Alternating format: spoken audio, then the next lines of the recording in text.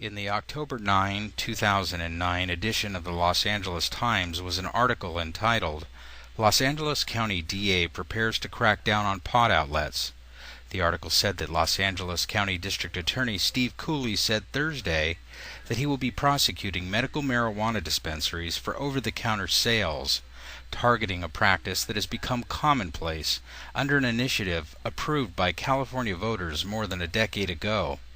Cooley also said that he and Sheriff Lee Baca had mailed letters to the mayors and chiefs of police of the cities in the county, saying that they believed that over-the-counter sales were illegal and encouraging them to place permanent bans on medical marijuana dispensaries. With opinion polls showing that a majority of California residents are in support of the legalization of marijuana, lawmakers in Sacramento on both sides of the aisle are beginning to speak publicly in support of an issue that not so long ago was considered to be political suicide.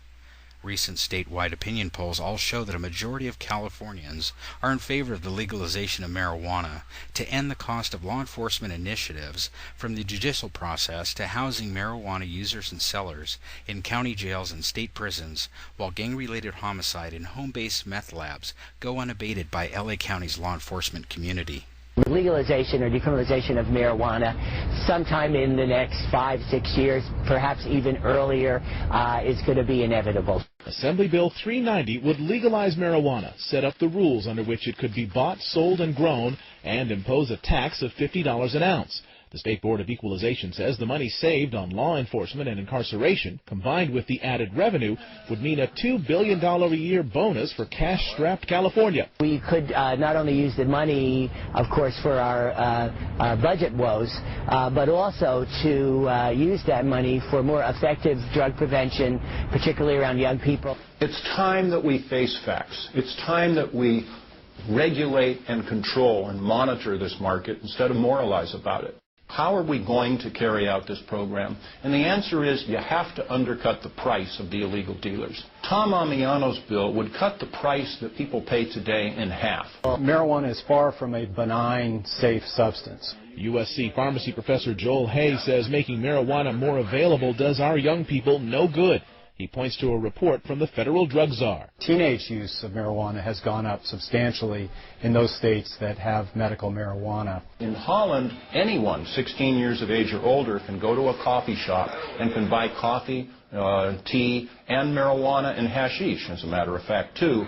And they only have half the marijuana consumption in Holland per capita as we do in the United States, according to the Minister of Health. And he looked at us and said, you know, our program is working. You know how it's working and why? We have succeeded in making pot boring. Meet Dan Halem. He's not only a medical marijuana patient, he's also a provider. Why did I interview him in his car? Because he delivers. If somebody happens to be in a cancer hospice, or if someone happens to be wheelchair bound, they can call us up, or somebody else who does what we do, and we can come to the privacy of their home and take care of them. Someday soon, you may be able to do the same for recreational marijuana. Two proposed laws, one in Congress and one in the California legislature, would decriminalize marijuana for personal use by adults over 21. California's largest cash crop could be just the cure for the state's chronic budget problems. It's become a powerful part of the argument for legalization. It's a movement that is growing, some would say, like a weed.